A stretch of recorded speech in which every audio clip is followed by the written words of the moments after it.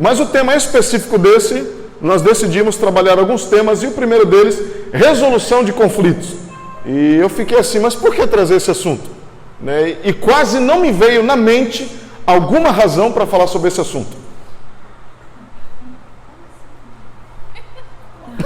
Alguém reagiu.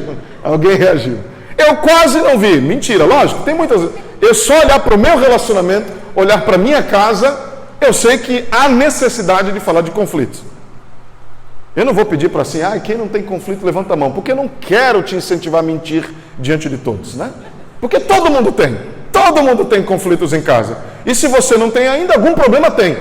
A distância entre vocês está tão grande que nem brigar vocês brigam, né? É ruim, porque quanto mais perto, atrito. Quanto mais perto você estiver, mais atrito. A Bíblia diz isso, e na física diz isso, e na prática diz isso. Quanto mais conectado a gente está um com o outro, mais atrito a gente vai ter. Essa coisa bonita das duas metades da laranja, eu não vou cantar o resto, né?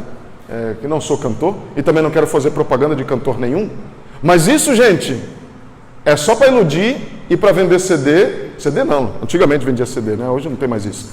No dia dos namorados, naquele período ali. Porque é a coisa mais tonta que existe. As pessoas acham que as duas metades da laranja, elas se unem. Dois amantes, dois irmãos, duas forças que se atraem. Olha que coisa linda. Como se a gente anulasse a metade do nosso ser para se unir a outra pessoa. Isso é uma falácia. Mas a gente acha bonito, né? Mas na prática não é assim. Porque quando são duas metades que se unem, não tem atrito, não tem conflito. Eu tenho a metade, outra metade, né? A gente se une e pronto, acabou. O problema é quando são dois inteiros que se unem. Tem muito atrito. Como é que faz dois inteiros a se tornarem um? Pergunta para o Senhor Jesus. Pergunta para Deus, porque foi Ele que inventou esse negócio. E eu creio que é possível, pela graça de Deus. E aqueles que não têm a graça de Deus, eu fico orando e me perguntando, como é possível? Como é possível? Não, a gente cede aqui, a gente cede ali. Mas como é que é isso? Como funciona na prática? Mas a gente não vai falar sobre isso, porque esse assunto para um outro encontro de casais que vai vir para frente. Mas hoje nós vamos falar sobre o Evangelho na resolução de conflitos. A minha pergunta para você, e no seu banco aí, se você não tem banco, dá uma olhadinha para trás. Qual é a maior razão de conflitos entre casais? Você não precisa falar de você, fala de maneira genérica. Mas conversa aí com quem está do seu lado, e eu vou perguntar por banco assim, daqui a pouco vocês vão me responder daqui a 1 minuto. Qual que é um dos motivos de conflitos entre casais? Então agora conversa com outro casal aí, não precisa dizer qual que é o seu, qual que é o meu, não, fala de maneira geral assim, né? De maneira geral, só para a gente quebrar o gelo um pouquinho, vai lá. Vocês estão sozinhos, vira para trás aqui, Mateus, olha.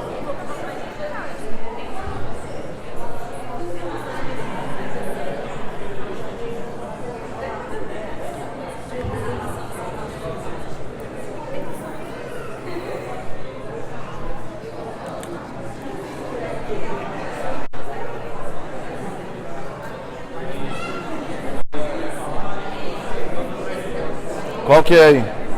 A minha amiga disse que não acontece nem em casa, mas eu ouvi de dinheiro e arrumação de casa até agora. Arrumação de casa é um negócio. Dinheiro, pode ser. Esse a gente não briga, porque não tem. Esse não tem, né? Questão de como gerir o tempo. Tempo. Ritmo de cada um, né? Sim. Ótimo, gente, muito bom. Já ouvi bastante coisa aqui. E eu quero ouvir vocês. Quero ouvir vocês agora. Vamos começar de trás para frente. Vamos lá. Aqui, Gustavo e Bárbara, o que vocês conversaram aí? Qual que é um dos motivos de... Não é de vocês não, viu, gente? Mas de geral, dos outros, né? Qual que é? Motivo de conflito. A Bárbara já está rindo. Já estava em conflito. Ou seja, como responder perguntas na igreja. Né? Quem responde, né, e tal. É isso aí.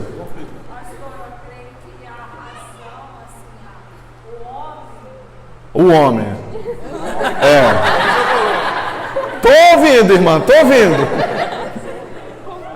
meu caso, né? Eu agora atualmente eu sou divorciada, mas tenho um relacionamento. Então eu vejo assim a razão, a ponderação do homem, no meu caso, maior, o meu sentimento mais balança. Conflito entre razão e emoção, sentimentos. Ótimo, ótimo. O que mais, gente? Aqui. Entre vocês aqui, ó. O que saiu aqui no meio aqui? Dinheiro. Em casa eu falei que a gente não tem esse problema, não tem esse conflito. E a gente não tem dinheiro, então acabou. Aqui, o que saiu nesse banco aqui? Financeiro. Vocês estão com muito, hein? Cansaço do dia a dia. O que saiu atrás aí, Rubik? Orgulho. Ok. O que saiu atrás aí? Não entendi. Não só diferentes opiniões, mas você queria que a sua opinião prevaleça. A sua opinião você quer que prevaleça. É isso mesmo? Ok, eu estou entendendo. Não precisa. Ok, entendi. A sua opinião é essa. Então tá bom. Nessa fileira aqui. E aí? Diferença de interesses. Ótimo. E aqui, o trio aqui? Trio Parada Dura. O que saiu aqui? O trio casal, né? Aqui, comunicação. Comunicação. Ah, isso aí, também, você também. Pode falar, Silvana. Vícios. Dá conflito, bastante. Léo, você quer falar alguma coisa, Léo? Não, está sozinho. Não teve conflito não, né? Ele não quer se comprometer. Não quer se comprometer, ó. Vamos ver aqui, o que saiu aí, Caíca? Se quiser eu falo o Léo. Olha, gerando conflito em família, ó. Fala de vocês aí, o que surgiu aí? Comunicação também. Falta de. Ou comunicação, como é que é? A falta de. Aqui o que saiu? Tomar decisões sem conversar com o cônjuge. Tomar decisão sem conversar com o cônjuge. Cara, acontece isso com você, gente? Em casa, quase nunca isso acontece. E aqui, o que saiu? Arrumação da casa. Gente, que coisa, né? Olha, não foi a gente apontando para Sara, ó. Como assim, Rafaela? Me entregando? É que uma amiga nossa falou. Ah, uma amiga, é assim. Foi mesmo, uma amiga. E vocês aqui, é a mesma coisa? Administração do tempo. Ciúmes também, conflitos. Alguém quer dizer mais uma coisa? Contribuir com... Não entendi. Mentiras. Aí os pecados aparecem, né? Vamos lá. Então vocês viram que, de fato, nós precisamos falar sobre esse assunto. Porque acontece, gente. E a gente só falou alguns aqui, gente. Mas se a gente fosse abrir o coração de fato, a gente ia falar tanta coisa que acontece, gente. Conflito no relacionamento é a coisa mais natural e o grande segredo na resolução de conflitos, primeiro é admitir que eles existem e que são normais. Eles existem. Porque o grande drama é como saber lidar com eles, como resolvê-los. Que existir, eles existem. Então vamos adiante. Uma outra pergunta para vocês aí agora.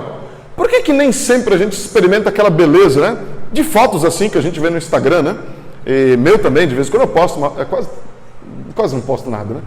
Foto nossa, assim, a gente abraçado, se beijando, e aquele negócio romântico, lindo, no entardecer, com rosas, a gente de mão dada, né? Mas por que nem sempre é assim? Já pararam para pensar? Por que nem sempre é assim? Porque nem sempre é assim, né? Eu não sei na sua casa, mas na minha casa nem sempre é esse romance todo lindo, maravilhoso, né? Não que a gente esteja em pé de guerra, mas as coisas não são sempre assim. Então a gente precisa pensar. Conflitos pode sim ser um dos motivos que nem sempre há esse relacionamento maravilhoso, digno de rede social, né? Usando rede social só para brincar aqui. Mas a pergunta, então se conflito é isso, a pergunta, de onde vêm os conflitos? Nós já falamos alguns conflitos. Quais são eles? Alguns deles. Mas de onde eles vêm? Por que aparece? Porque se a gente pudesse se relacionar com uma pessoa e deixar os conflitos de fora, sabendo de onde vem, a gente passa a chave, tranca e a gente vai ficar bem. Então, a gente precisa saber de onde vem. O problema é que não vem de fora, não vem de maneira externa, vem de maneira interna. Olha o que diz Tiago.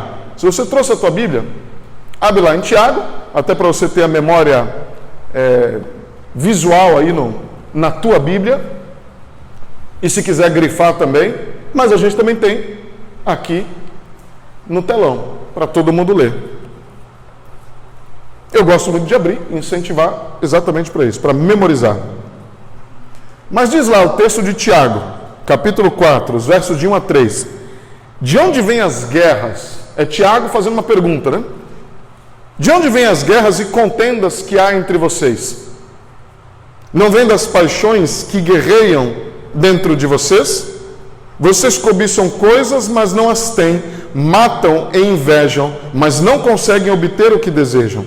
Vocês vivem a lutar e a fazer guerras. Não têm porque não pedem. Quando pedem, não recebem, pois pedem por motivos errados para gastarem seus prazeres.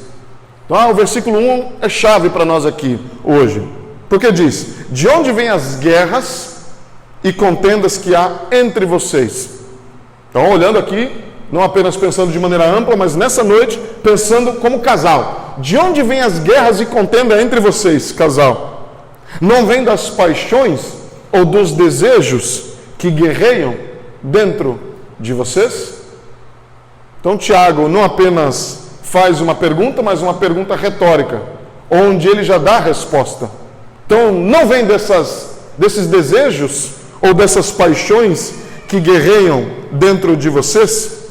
Então, baseado em Tiago, os conflitos nascem de desejos não satisfeitos. Os conflitos surgem de desejos não satisfeitos. É só pensar em tudo aquilo que nós, em algum momento, falamos aqui. Exemplos de conflitos. É só pensar na origem desses conflitos. E não aquele que está cometendo, entre aspas, o delito, ou aquele que está sendo, entre aspas, vítima daquele delito. Ambos têm desejos. Ambos têm paixões. Ambos têm vontade. Vou colocar um exemplo bobo aqui. Por exemplo, você trabalhou a semana inteira. Chega sexta-feira, você pega um trânsito e chega em casa cansado, estressado, reuniões durante a semana, cansativo, você não teve tempo de fazer tantas coisas que te dão prazer, enfim. E você está dirigindo o teu carro, não vê a hora de chegar em casa, tomar um bom banho, sentar no sofá e relaxar, nem que seja por 15 minutos. Algum problema nesse desejo? Não. Desejo legítimo. Estou cansado, não vejo a hora de chegar em casa, tomar um banho e relaxar. Digamos que você é o marido. E a esposa também. Também trabalhou a semana inteira. Quer seja em casa, quer seja fora. Não vê a hora de chegar também sexta-feira. Tomar um bom banho. E sentar no sofá. Para relaxar, nem que seja por 15 minutos. Algum problema com esse desejo? Não, gente. Até aí tudo bem. Mas são desejos que agora começam a conflitar. Porque você senta no sofá, a comida não vem até você. A água não vem até você. O chinelo não vem até você. A louça na pia, ela vai continuar lá. A roupa que não está passada, o sapato, o tênis do futebol e assim por diante. O controle que você não acha, não sabe onde está. Começam agora. É a criança que daqui a pouco vem chamar, pedindo para fazer alguma coisa. E aquele teu desejo começa a conflitar com outros desejos. Porque não tem só você. Digamos que o homem deseja apenas relaxar, entrar na caixinha do nada. Como a maioria dos homens entra, né? O que você está pensando? Nada. Não é possível que ninguém pense nada. Você está pensando em alguma coisa? Fala para mim. Você não quer falar para mim? Você não quer conversar comigo? Eu estou aqui, te esperei a semana inteira para conversar. Eu não estou pensando nada. É a caixinha do nada do homem. Mas a mulher não tem a caixinha do nada. Ela tem a caixinha do tudo. E tudo está conectado. O problema da mãe, o problema dos filhos, são fios, né? Está tudo conectado, gente. É o problema com a mãe, o problema com a sogra, é o filho, é a escola do filho, é a igreja, é o ministério, é o tempo, é as coisas em casa. E é você que não me dá tempo, é o teu futebol, é a TV, e começa. É as contas que tem para pagar, é a viagem que a gente nem pensou ainda. Assim, está tudo conectado. Um tem vontade de sentar e só relaxar, o outro tem vontade de falar. Conflito gera. O problema então estão nos desejos. Mas os desejos estão errados? A gente vai começar a ver aqui. Sabe quando uma guerra acontece? Quando um desejo se torna uma exigência. Quando esse desejo se torna uma exigência, nós julgamos e punimos aquele que se coloca no meu caminho. E aqui a gente vai falar de casais, mas isso acontece em todos os relacionamentos, em todas as esferas possíveis. Quando nós temos um desejo, e esse desejo se torna uma exigência, a gente julga e pune. A gente vai ver como isso funciona na prática. Mas é assim que as guerras acontecem. É assim que os conflitos nascem. Eu tive um desejo, esse desejo não foi satisfeito. Mas esse desejo no meu coração se tornou uma exigência. Não é só um desejo, agora eu preciso ter aquilo. Eu preciso ter isso. Eu preciso conversar. Eu preciso descansar. É um direito meu. A gente começa a adjetivar, a gente começa a aprofundar. Fechado. E a gente vai. No coração, às vezes sem dizer uma palavra. Mas a gente está ali. Se tornou uma exigência para mim agora. E quando esse desejo não satisfeito, que se tornou uma exigência, não acontece, o que a gente faz? A gente julga e pune. E a gente vai ver como a gente faz isso. Mas a gente faz isso o tempo todo. O tempo todo. É impressionante quantas vezes a gente faz isso por dia. Até com pessoas que a gente nem conhece. Até com pessoas que, por alguma forma, lá no supermercado, esbarraram em mim. Se intrometeram na minha frente. Do nada, parou. E o carrinho... O meu desejo de continuar seguindo, com o caminho aberto. A pessoa parou na minha frente. Como se o supermercado fosse dela. Eu já estou julgando. Aí eu puno. Eu passo.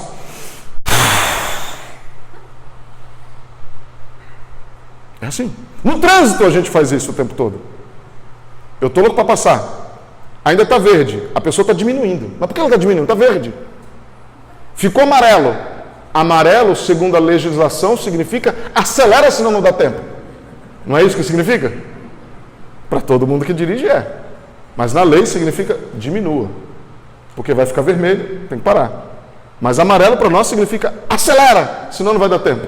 O cara não acelerou, porque ele já estava diminuindo no verde, com medo de ficar amarelo. Aí você já... Ou corta, né? Já sai... Julgando, punindo e assim por diante. A gente faz isso o tempo todo. Mas percebe? Vamos caminhar. Vamos ir item por item. Desejo. Eles podem ser bons e podem ser ruins. Eu não vou nem entrar nos méritos dos desejos ruins, tá bom? Porque a gente parte do pressuposto que eles são ruins. Se você tem um desejo, nossa, minha vontade agora é dar um soco na cara. Eu não preciso nem falar desse desejo, porque ele é ruim. A gente não vai ficar aqui gastando tempo falando para você que isso é errado. Você já sabe. Nós vamos falar dos desejos bons. Desejos legítimos. Desejos que aparentemente não tem nenhum problema, mas que causam conflitos. E, aliás, a maioria dos nossos conflitos se originam por desejos bons. Um desejo de descansar é legítimo, ele é bom. Um desejo de conversar é legítimo, ele é bom. Um desejo de você fazer aquilo que você tem que fazer o mais breve possível para que você possa administrar o teu tempo da melhor forma possível é um desejo legítimo. O problema é como a gente faz uso desse desejo. Então, desejos ruins e bons, todos eles causam conflitos. Os ruins causam conflitos, a gente já sabe. Mas vamos falar dos desejos bons. Quando eles se tornam exigências. Desejos não satisfeitos têm o potencial de penetrar fundo no coração. A gente precisa aprender isso.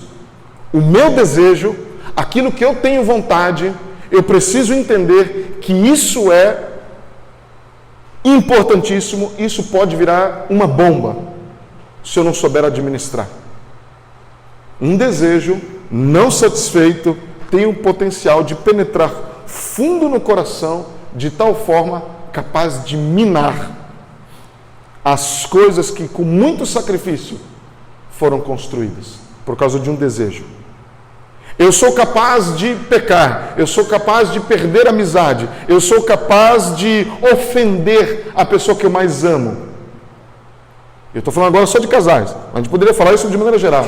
Pai, mãe, filho, e relacionamentos, amigos e assim por diante. Eu sou capaz de, por causa de um desejo não satisfeito. Você vê como uma coisa é importante. Eu não estou nem dizendo que aquele desejo não era bom, ele era bom. Mas por causa daquele desejo, eu fui capaz de ofender. Eu fui capaz de gritar. Eu fui capaz de bater a porta. Eu fui capaz de ficar em silêncio e punir por causa de um desejo. Então não achem, por isso que Tiago fala, não vem desses desejos e paixões que guerreiam dentro de vocês, então não achem que um desejo é uma coisa pequena. Um desejo é uma coisa fortíssima, gente. É uma coisa fortíssima. Que faz gente, inclusive, chegar nas últimas consequências, inclusive tirar a vida de outro, por causa de desejos não satisfeitos. Eu já vi gente na rua sair na mão, no tapa, por causa de vaga de estacionamento. Desejo. Essa vaga é minha, eu quero estacionar. Eu cheguei primeiro, e assim por diante. Aí não fui eu vi antes, é que eu estava dando a volta, e assim por diante. Desejo. A gente precisa fazer a diferença aqui, antes de continuar, de dois aspectos de desejos não satisfeitos: expectativas frustradas e direitos violados. Direitos violados, gente, eu nem vou entrar no mérito. A gente sabe que é errado. Um desejo que é baseado num direito violado do outro, eu não vou entrar nesse mérito, porque a gente sabe que isso é errado. Eu tenho um desejo, por exemplo, e vou ser bem direto aqui, na minha linguagem. Um desejo, por exemplo, de ter satisfação na área sexual.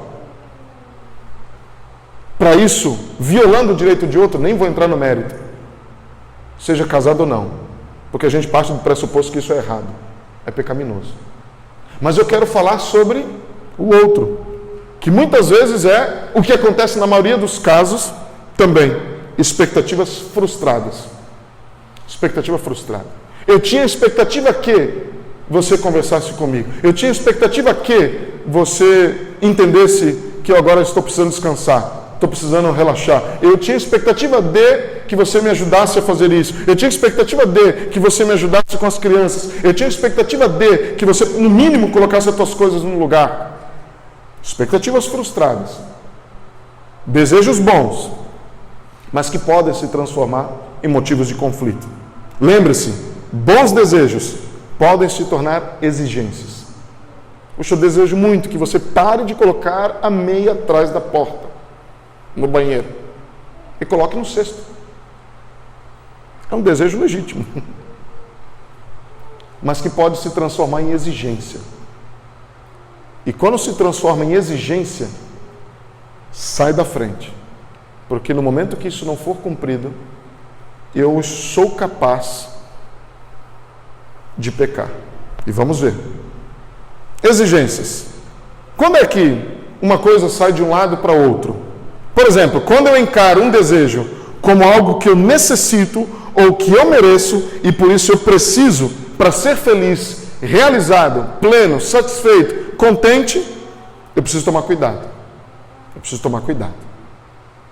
Eu mereço isso. Eu preciso. Aliás, a gente precisa até aprender a fazer diferenciação, por exemplo, entre coisas importantes e coisas urgentes. E a gente às vezes se embola nisso aí. Tem coisas importantes, mas nem tudo que é importante na vida é urgente. E é por isso que a gente se enrola. Até na administração do tempo e em outras áreas. Porque em tudo a gente acha que é urgente. E não é. E nem todo desejo deveria ser uma exigência. Exigir respeito ao meu direito é uma coisa. Exigir que a minha expectativa não seja frustrada é outra coisa. Quando vemos o objeto do nosso desejo como sendo essencial para nos sentirmos realizados ou para nosso bem-estar, o desejo se tornou uma exigência. O desejo que era um simples desejo apenas de sentar e descansar, agora falou, não, eu preciso disso, eu mereço isso, sem isso, o meu dia vai ser o caos, é essencial para a minha vida, esse desejo já está tomando proporções gigantescas. Eu não estou dizendo que o descanso não seja necessário, mas ele já tomou patamares que não deveriam atingir. E é por isso que eu vou morrer por aquilo ali. Eu vou dar a minha vida por aquilo ali. Aliás, quando a gente fala de desejos que se tornam exigências, a gente precisa tomar cuidado. Porque quando o desejo começa a controlar meus pensamentos, esses pensamentos começam a controlar minhas atitudes e o meu comportamento. Já não é mais aquilo que eu penso somente. Já se transforma em atitude, em comportamento. Eu preciso tomar muito cuidado. Porque esse desejo agora se transformou em exigência e se tornou aquilo que a gente diz de ídolo. E ídolo, gente, a gente tem que fazer sacrifício. Então, tomar muito cuidado. Não vou entrar de novo no ídolo, porque a gente não terminaria de falar sobre desejos. Mas eu quero continuar com desejos. Mas os desejos que se transformam em exigências também se tornam ídolos. E tudo começa nos meus pensamentos. Aliás, se você está escrevendo, escreva isso que eu vou dizer agora. Se você não está escrevendo, memorize. Os meus pensamentos poluem os meus sentimentos. Os meus pensamentos poluem os meus sentimentos. Aquilo que eu penso é aquilo que eu vou sentir a partir de agora. Se o meu cônjuge, naquele meu desejo que foi frustrado, eu começo aqui na minha mente a pensar: será que ele não presta atenção? Será que ele acha que ele está sozinho no mundo? Será que ele acha que isso aqui é só tarefa minha? E que não sei o que, ela não tem respeito? Por que ela não olhou isso? Ela acha que... Eu estou aqui, ó. Eu não falei nada, hein? Como é que você acha que vai ser minha atitude depois de 15 minutos? Como é que você acha que vai ser minha atitude daqui a 1 hora? Como é que você acha que vai ser daqui a 1 dia se eu nutrir esse pensamento o dia inteiro em relação ao meu cônjuge? Eu vou chegar em casa, amorzinho, não vi a hora de te ver. Dá um abraço. Não, gente. A gente vai chegar, aquela resposta seca, a gente vai chegar agressivo, porque a gente nutriu isso. A gente nutriu isso. E aí pergunta, nossa, o que aconteceu? Algo te mordeu? O outro não está nem fazendo ideia. E a gente continua pensando, nossa, agora está se fingindo. Acha que, né? A pessoa nem está fazendo ideia, mas a gente está aqui nutrindo. Os meus pensamentos poluem os meus sentimentos. Aquilo que você pensa de qualquer pessoa o dia inteiro é aquilo que vai se resultar no teu sentimento para com aquela pessoa. Quer seja o teu chefe, quer seja o teu irmão, quer seja o teu irmão, o teu pai, o teu filho, o cônjuge, quer seja o pastor e assim por diante. Com qualquer pessoa. Com qualquer pessoa. Aquilo que eu penso é o que vai nutrir. E com o cônjuge, gente, não tem amor romântico que supere um desejo que se tornou exigência e que polui o meu sentimento. Não existe romance, gente, que seja capaz de superar isso. A gente é capaz de ir mais além. Sabe qual é o grande problema? Nem sempre o problema é o desejo em si, mas a intensidade do meu desejo. Eu desejo tanto aquilo que aquilo inclusive me cegou. Me cegou. Vou dar um exemplo bobo que eu fiz quando eu era criança. Morava na praia, louco para continuar surfando com meus amigos. Daqui a pouco, encontrei um amigo na escola, ele falou, cara, o mar hoje está o bicho, passei lá de bike, vamos lá hoje? Cara, vamos. Na minha cabeça, né? Adolescente, devia ter uns 13 anos, 13, 14 anos, decidindo tudo com meus amigos na escola. Sim, claro, vamos. E aí, cara, cheguei todo animado. A gente falava no intervalo só daquilo, né? Cara, a gente vai surfar hoje, tá um swell, tá um negócio, tá intenso, as ondas quebrando. Cara, que louco. Vai ser muito legal. Fui para casa com aquele desejo intenso, que cresceu a manhã inteira conversando com meus amigos na escola. Cheguei em casa e minha mãe falou, não, hoje não. Hoje você vai comigo no supermercado fazer tal coisa. Meu Deus, para quê, cara? Imagina aquele desejo intenso, num coração de adolescente. Aí beleza, né? O desejo foi tão intenso que eu comecei a maquinar. Como é que eu posso conseguir aquilo que eu quero? Percebe? E aí eu inventei, na hora me surgiu a ideia de inventar uma história, uma mentira. Não, mãe, é que amanhã tem um trabalho importantíssimo para entregar. Então você vai e quando voltar, você faz o trabalho. Aí eu falei, caraca, não deu. Mente pensando, meu desejo intenso de ir. A primeira mentira não foi suficiente, eu preciso incrementá-la mais. Não, é que eu trabalho em grupo, mãe. Então você vai, e aí quando voltar, você chama os seus amigos e faz aqui. Caramba, não deu certo, eu preciso melhorar mais a mentira. Mãe, não, aqui tem que ser trabalho feito lá na biblioteca da escola. E a gente já combinou o horário, tudo, porque a biblioteca fecha tal hora, e aquele... Aí eu inventei uma história, e que na minha cabeça, né, eu falei, agora me dei bem. Se dei bem, como diz o Romário, né? Aí fui. Ela falou, então tá bom, vai. Aí ela liberou. Me deu até dinheiro para passagem, porque a biblioteca era no centro. Aí deu dinheirinho e tal. Falei, opa, um dinheirinho que já vou na praia e ainda vou tomar um sorvete. Malandro, fui de bike. Contei com meus amigos e tal, que negócio, surfei e tal. Só que minha mãe era professora e diretora, conhecia muita gente. E aí, tem jeito, né? Minha mãe foi ao supermercado. Eu vi o Júnior. Eu vi teu filho passando de bicicleta. Bicicleta?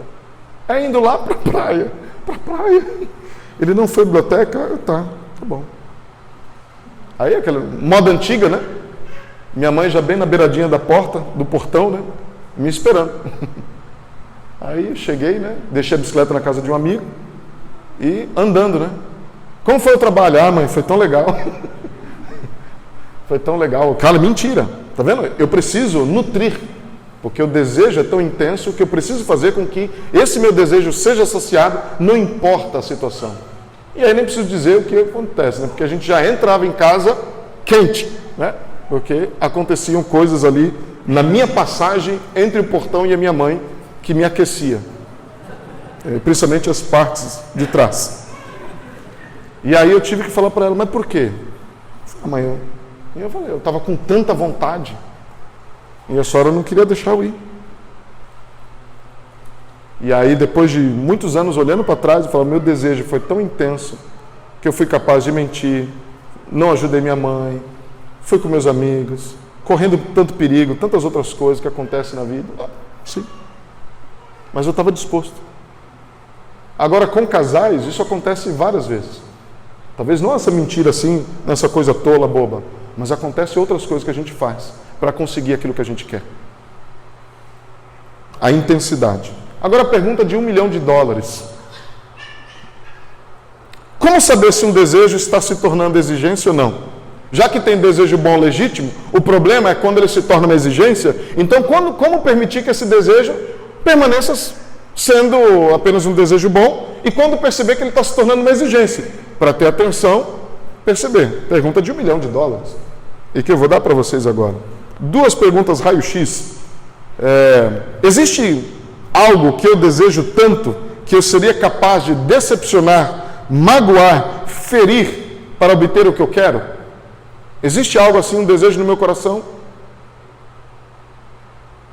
Existe? Me sinto frustrado, ansioso, ressentido, amargurado, irado, deprimido, quando algum desejo não é satisfeito? São 2 perguntas básicas. Em outras palavras, gente, para resumir isso aí. Eu estou disposto a pecar para conseguir o que eu quero? E qual é a minha reação quando eu não tenho o que eu quero? Pronto, 2 perguntas básicas. Estou disposto? Estou. Eu quero tanto isso que eu estou disposto a xingar. Eu estou disposto a gritar. Eu estou disposto a bater a porta. Eu estou disposto a bater o pé. Eu estou disposto. Porque eu quero o que eu quero. Eu quero que você tire aquilo dali. Eu quero que você me ajude com as crianças. Eu não quero que você vá no futebol. Eu quero que você me dê atenção. Eu quero que você converse comigo. Eu quero que você me deixe descansar. Eu quero que você me respeite. Eu quero. Eu estou disposto a fazer o quê se esse desejo não for satisfeito? Estou disposto a pecar? A fazer o que for necessário para conseguir isso? E qual é a minha reação quando eu não consigo o que eu quero? Fico mal? Fico bravo? A gente vai ver. Mas quando a gente consegue responder essas duas perguntas de maneira muito honesta, a gente vai saber se esse desejo se tornou uma exigência, se tornou um ídolo. Porque a partir daí, gente, é julgamento e punição.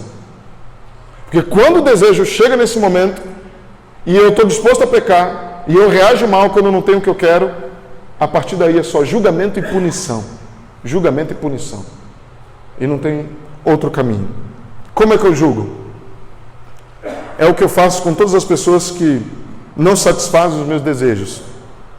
Eu monto um tribunal, e nesse tribunal eu sou o promotor, ou seja, o acusador, eu sou o júri popular, aquele que dá opinião, e eu sou o juiz. E o outro é simplesmente o réu, e calado, que não pode nem falar nada. É só isso que eu falo. Eu vou punir, gente. Eu vou punir. E a gente pune mesmo, gente. E o que mais me deixa abismado desse desejo intenso do coração que se torna exigência, e eu falo aqui para cônjuges, eu digo isso a partir de mim mesmo, que a gente é capaz de punir a pessoa que a gente diz que mais ama no mundo.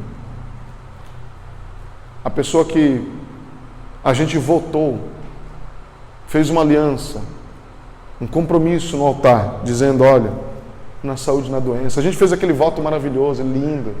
A gente disse que ama várias vezes. A gente levou a pessoa para aquele lugar maravilhoso para pedir ela em casamento. E dizer, eu te amo. É essa pessoa que a gente vai punir quando o meu desejo não for satisfeito. É essa pessoa. Por mais incoerente que seja, mas essa é a verdade, gente. Essa é a verdade. A gente vai punir. E a gente pune mesmo, gente. Sem dó. Sem dó. Ainda que depois a gente fique mal, com o coração pesado. Depois de um tempinho. Porque no início ainda a gente está... Aquilo criou e gerou sentimentos como a raiva.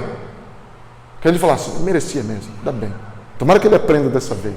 E tal. E assim por diante. Como é que eu puno? Lembra que eu falei? Quando se torna ídolos, ídolos sempre demandam sacrifícios. Quando os outros não cumprem os seus desejos, a gente pensa, este precisa sofrer, esta precisa sofrer. E a gente faz isso inclusive para forçar o outro a nos atender. Ou quem sabe na próxima vez se lembrar que ele precisa satisfazer o meu desejo. É como na idolatria pagã, que dizia, entreguem-me suas oferendas e aplacarão a minha ira. Ou, se vocês não fizerem o que eu desejo, verão um fogo da minha ira. É igualzinho, gente, quando o nosso desejo não é satisfeito. Como é que eu castigo? De maneira explícita. Como é que eu puno? Palavras duras, sarcasmo, silêncio, fazer bico, bater pé, bater porta, violência, abusos de diversos tipos, abuso verbal, abuso físico, abuso sexual, abuso moral e assim por diante. Impor sentimentos de culpa ao outro, ficar emburrado. São maneiras que a gente pune o outro. De maneira implícita, a gente se afasta do relacionamento, a gente se afasta de amizades, de outros, há uma frieza sutil, a negação de afeto ou de contato físico, a gente vira para o lado, a gente dorme, a gente não conversa, demonstração de tristeza ou de mau humor, a recusa de olhar nos olhos, até o completo abandono do relacionamento. São maneiras que a gente pune, gente. E a gente pune mesmo. A gente dá resposta atravessada. A gente é monossilábico. Ou a gente apenas emite sons, né? A gente nem sequer, no meu julgamento, na minha punição, esse não merece que eu abra a minha boca e responda. Eu vou apenas emitir um som. É rápido, gente, na mente aqui. A gente está punindo. A gente está punindo. Às vezes até quando a gente responde, mas a gente dá um sarcasmo, uma ironia, e dá um sorrisinho maroto de canto de boca, para punir. E lembre-se, tudo isso com a pessoa que a gente mais ama, que é o nosso cônjuge. Mas a gente faz isso, gente. Então cuidado, gente. Por isso que o Tiago fala, de onde vêm as guerras? Não vem das paixões que guerreiam dentro de... Você vê como isso que tem no coração, esse desejo, ele é muito forte. Casais se separam e às vezes dão 500 mil desculpas para aquele motivo. Mas o motivo maior,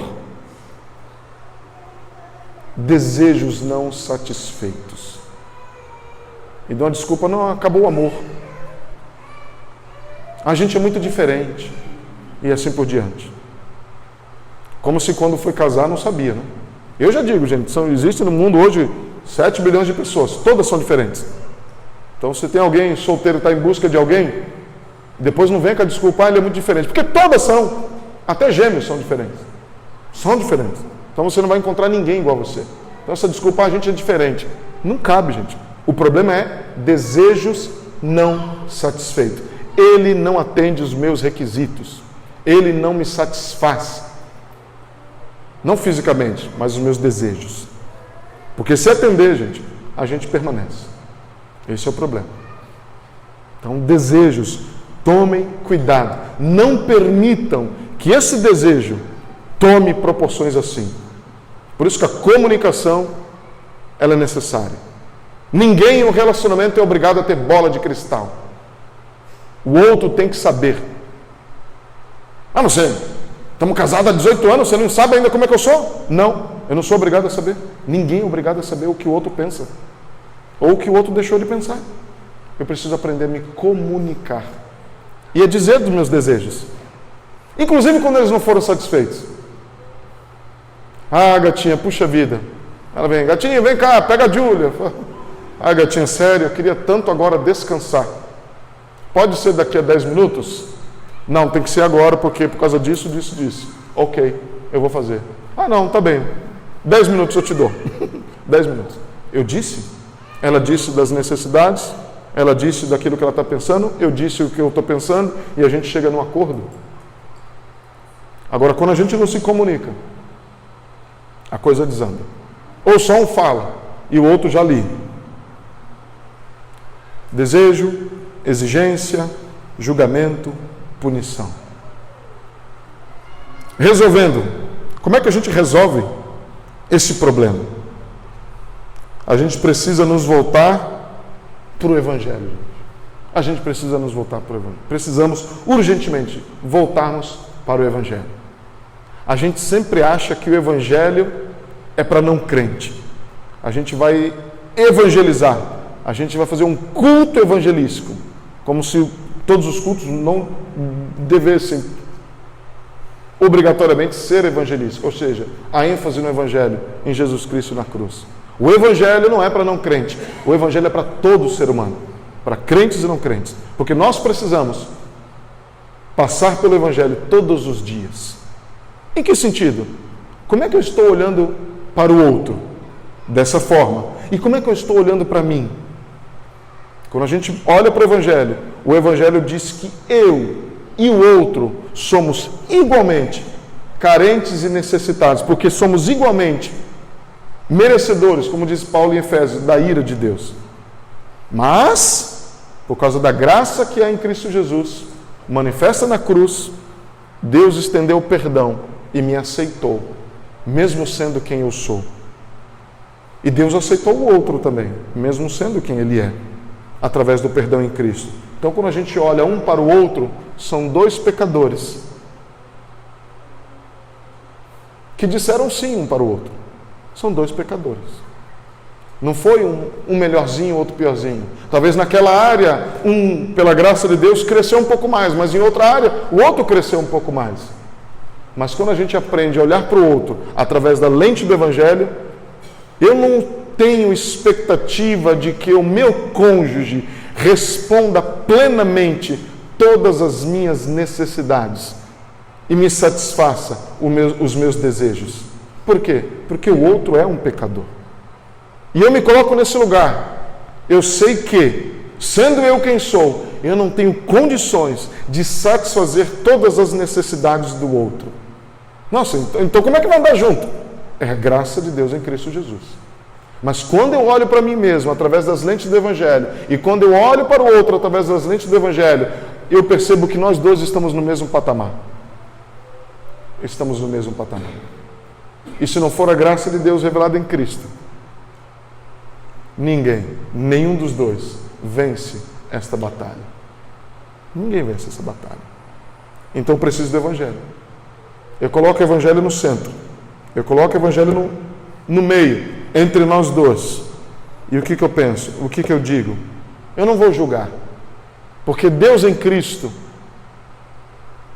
me ajuda a perceber que, se eu julgar da mesma maneira que eu estou julgando, eu sou julgado. Mas Deus em Cristo, Ele, naquela cruz, pagou o preço pelos meus pecados. E agora Deus, quando olha para mim, pela graça de Deus revelada em Cristo, Ele não me julga mais. Deus não me julga. Aliás, no Novo Testamento, nós não somos mais chamados de pecadores, nós somos chamados de justificados. Eu fui justificado. Eu não posso mais ser acusado. Eu fui justificado. Fui justificado. Então, quando eu estou acusando o outro, eu estou indo totalmente contra o Evangelho. Quando eu estou julgando o outro, estou totalmente indo contra o Evangelho. Porque nem Deus, por causa de Cristo, faz isso. Exigência, eu vou olhar para Deus em Cristo e entender que o único que pode satisfazer plenamente todos os meus desejos lícitos, verdadeiros, é o Senhor. E aí eu retiro este peso do meu cônjuge, porque ele não é capaz, não porque ele não queira e não deseja, e eu coloco somente em Cristo. Porque Cristo pode. Cristo jamais me decepcionará. Cristo jamais vai falhar. Cristo somente. O outro, o meu cônjuge, esse vai falhar. Esse vai me decepcionar. E eu já espero isso. Ainda que eu não queira. Mas eu já espero isso. Ele falhou, ela falhou. Ok. Lógico que a gente não vai falar isso com toda tranquilidade, né? Mas buscando auxílio no Evangelho, a gente pode sim, em vez de naqueles momentos rápidos, onde o desejo vem, domina os meus pensamentos, que polui os meus sentimentos, se torna uma exigência, um ídolo, e eu julgo, puno, de uma maneira tão rápida, eu vou clamar: Deus, tem misericórdia de mim. Ajuda-me a me controlar neste momento e permitir que o Evangelho venha redimir os meus pensamentos nessa hora. E partir da melhor maneira possível. Num diálogo, numa conversa, não numa resposta seca, dura, agressiva, irônica, cínica, sarcástica, e nem no silêncio, e nenhum tipo de punição. Eu vou olhar e falar: ok. Eu respiro, como disse. Aí o outro fala: o que foi? Eu falo: eu tinha uma outra expectativa. E ela acabou de ser frustrada. Mas não tem problema. Vamos conversar sobre isso. E a gente conversa com pessoas. Mas com o Evangelho no meio. Aí o outro: mas que expectativa era essa? Eu tinha expectativa de sentar hoje, que eu estou exausto, e descansar. A minha semana foi assim, o dia foi assim, e tal, e falar. Talvez o outro, estou aqui trabalhando em hipótese, vai dizer: puxa, eu não sabia. Ok, descansa. Mas depois a gente precisa conversar. O outro vai dizer: olha, não, puxa, mas é importante o que a gente tem para conversar. Será que você não consegue? Mesmo devagar, a gente vai no teu ritmo, mas a gente precisa falar sobre algumas coisas. Eu estou sentindo a tua falta, estou sentindo a tua ausência, estou precisando que você me ajude, estou precisando que você faça isso. Numa conversa: puxa, é verdade. O Evangelho no meio: tenho falhado. O outro vai com paciência: ok, mas eu estou aqui para te ajudar, um ajudando o outro. O Evangelho no centro. o Evangelho no centro. Entendendo o quê? São dois pecadores. E se a gente der vazão ao pecado, gente, o desejo vai tomar proporções que a gente nem imagina. Que a gente nem imagina. O que a gente é capaz de fazer. Desejos não satisfeitos. Não preciso dar exemplos. Os irmãos sabem. Graças a Deus, eu imagino que lá na tua casa algumas coisas não aconteçam. Mas alguns casais chegam a extrapolar limites que a gente não faz ideia, gente. Físicos, humilhações, agressões, verbais, por causa de desejos não satisfeitos. Não brinquem com os desejos. Entreguem para o Senhor. Entreguem aos pés da cruz. E se existe alguma situação repetida, em primeiro lugar, peça em oração, fala: Deus, talvez agora não seja o melhor momento de falar alguns assuntos. Mas em oração, diga: Deus, eu preciso ter essa conversa com meu cônjuge. Prepara o momento. Prepara o meu coração para que eu não diga nem além e nem a quem. Eu diga somente o que é necessário. Prepara o coração do outro para que ele receba aquilo que eu vou dizer. Ore sobre isso. Se necessário, peça ajuda. Mas não deixe de resolver isso. Desejos não satisfeitos destroem relacionamentos. Destroem. Não é brincadeira. É isso que eu disse. A ideia é a gente falar sobre isso, porque a gente sabe que isso acontece. É lembrar. Posso fazer só um adendo? Sim, claro. Peça ajuda, mas não chame um árbitro. Ótimo.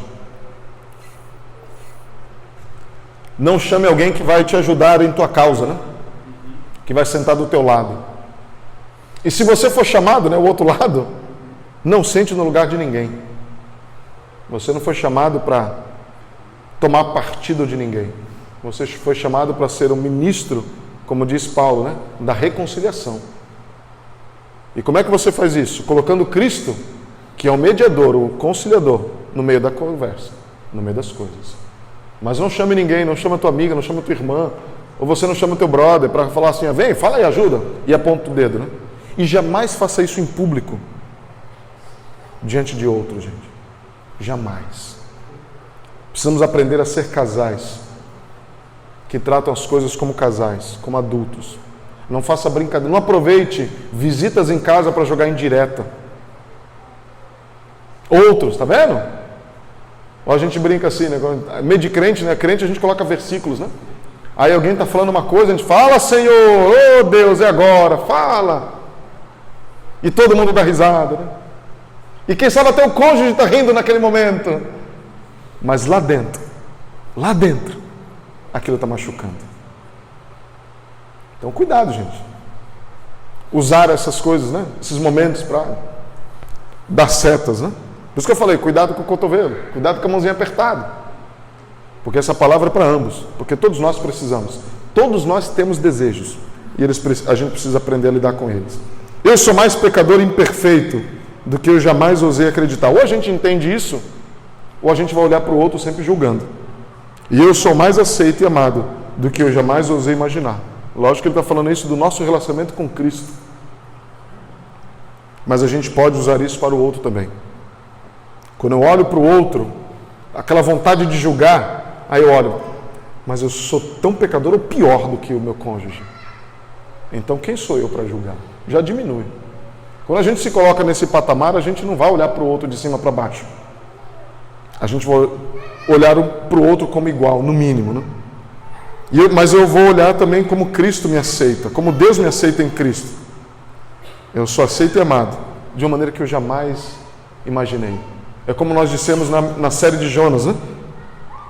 Mesmo Deus sendo a pessoa que mais me conhece e conhece a profundidade dos meus pecados, e todos eles, é a pessoa que mais me ama. É a única pessoa nesse mundo que conhece a profundidade de quem você é. E por incrível que pareça, é a pessoa que mais te ama. Coloque esse Cristo no meio do teu relacionamento. Apesar de todos os teus defeitos, eu vou te amar. E eu vou te suportar. E suportar não aquela definição clássica, mundana de eu vou aguentar, mas suportar de dar suporte, de estar embaixo. Ele falou, eu vou te ajudar a chegar no lugar que você precisa. Para finalizar, gente, lembre-se, a qualidade da nossa aliança com o nosso cônjuge depende da qualidade da nossa aliança com Deus.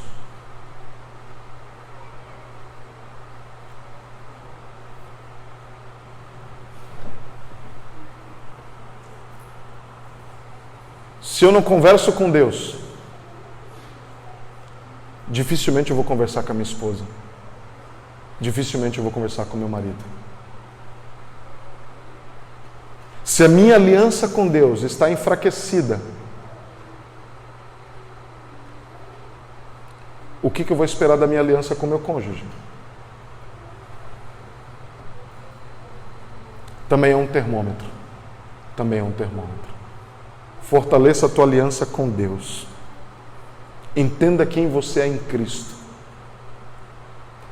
E permita que esse Cristo fortaleça a tua aliança com o teu cônjuge. O meu desejo é que você não saia daqui essa noite dizendo, ok, agora eu já sei o que eu tenho que fazer. Agora eu vou para casa, eu vou pegar um flagelo e vou me autoflagelar na tentativa de eu fazer por mim mesmo. Isso não é evangelho, gente. E eu não suporto aquele tipo de ensinamento que diz, agora você sabe o que fazer. Te vira, vai na tua força. Na minha força, gente, o meu desejo vai se transformar em exigência. Eu vou julgar e vou punir. Na força do Senhor, entendendo que Ele fez por mim, sendo eu quem sou, e nesse entendimento, nessa humilhação, nesse chorar diante de Deus, agradecido pela obra dele em Cristo, é que eu vou conseguir olhar para o meu cônjuge e falar, uau, em vez de dizer, que desgraça, eu vou olhar para Deus e agradecer, que graça maravilhosa que o Senhor me deu ainda alguém, sendo eu quem eu sou. Esse que está do meu lado, essa que está do meu lado, é mais daquilo que eu mereço. É mais daquilo que eu mereço. Então eu vou zelar. Tá vendo que inverte? Mas ele errou. Mesmo ele peca todo dia. Ele erra todo dia na mesma coisa. Mesmo assim, ele é mais do que eu mereço. Do que eu merecia era a ira de Deus, segundo Efésios, né? Deus ainda me deu uma família. Deus me deu alguém que disse sim para mim. Meu Deus, que graça maior do que essa? Alguém que disse assim, olha, eu estou contigo, na saúde e na doença, na riqueza e na pobreza, e no que mesmo que fugiu? Até que a morte nos separe. Esse negócio aí todo. Alguém disse sim para mim. Sendo eu quem eu sou. Eu conheço um pouco. Salmo 19, Davi vai falar que ele fala assim para Deus, Deus, perdoa inclusive dos pecados que eu desconheço. É possível. É possível. Só os que eu conheço já está ruim. E ainda tem aqueles que eu desconheço. Mas Deus em Cristo me amou, se entregou por mim, se deu por mim. Eu vou olhar para o meu cônjuge e vou dizer, olha, os teus pecados, a gente se coloca como pior, os teus pecados não se comparam com os meus. Mas Deus em Cristo me amou. Os teus jamais e serão capazes de me abalar, porque eu estou olhando para Cristo. Cristo é o meu olhar. É por isso que eu não vou permitir que esse desejo se transforme em exigência. E jamais eu vou te julgar, jamais eu vou te punir. É diferente, gente, quando a gente coloca o Evangelho no meio. Quando a gente se lembra do que significa o Evangelho. E o que significa o Evangelho no meu relacionamento com Deus. Deus não me aceitou porque eu sou bonzinho. Deus não me aceitou porque eu venho para a igreja, porque eu dou o dízimo, que eu sou convertido há tantos anos, que eu sou líder na igreja. E nada. Deus me aceitou unicamente pela obra única, perfeita e completa em Jesus Cristo naquela cruz. Só por isso. E a gente vai olhar para o outro e colocar Cristo no meio. Se Deus olha para mim através do sangue de Cristo, eu preciso olhar para o meu cônjuge através do sangue de Cristo também. É por isso que o outro livro do David Harvey, que se chama Quando Pecadores Dizem Sim, a temática do livro é: enquanto o meu pecado não for amargo, Cristo não será doce. Falando isso para casais. E eu preciso olhar para o outro e falar assim: não, enquanto o meu pecado não for amargo, Cristo não será doce no meu relacionamento. Não é o pecado do outro. Eu não vou apontar, vai, entenda que o teu pecado é amargo, não, eu vou olhar para o meu. Enquanto o meu pecado não for amargo, eu não vou conseguir permitir que Cristo seja doce no meu relacionamento. Então permita que Cristo seja o centro.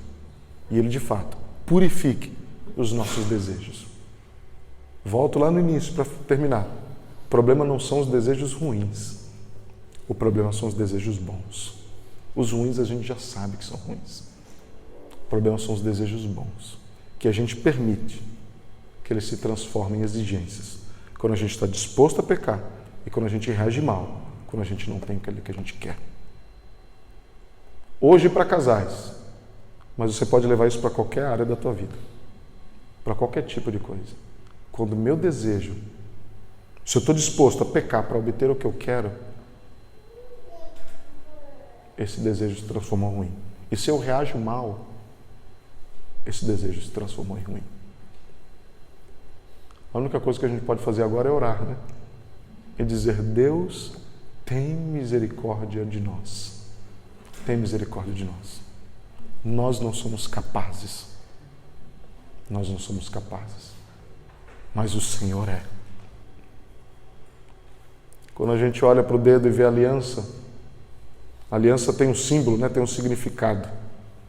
Lógico, aquele mais básico que a gente fala, né? Não tem o início, não tem o fim, a gente não vê onde inicia, onde termina. Mas tem aquele aspecto também social, quando a gente olha na mão de alguém que tem uma aliança, fala: opa, essa pessoa tem alguém que a ama, e essa pessoa também ama alguém, né? Tem alguém na vida. A mesma coisa a gente tem que lembrar da nossa aliança com Deus. Nós temos uma aliança com Deus. E essa aliança que tem que prevalecer. Nós temos alguém que é por nós. E que na cruz pensou nisso. E naquela cruz, na vitória de Cristo, nós também podemos vencer o dilema dos nossos desejos.